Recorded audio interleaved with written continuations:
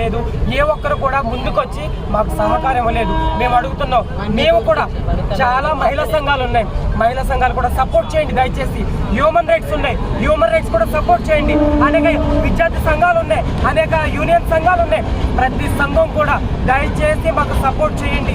మీరందరూ సహకరిస్తే మా హిజ్రాలు కొద్దిపాటుగానే ఉన్నాం, అయినప్పటికీ మాకు న్యాయం జరగాలని కోరుకుంటున్నాం. చాలా మంది మమ్మల్ని బెదిరిస్తున్నారు, కొడతామని చెప్తున్నారు.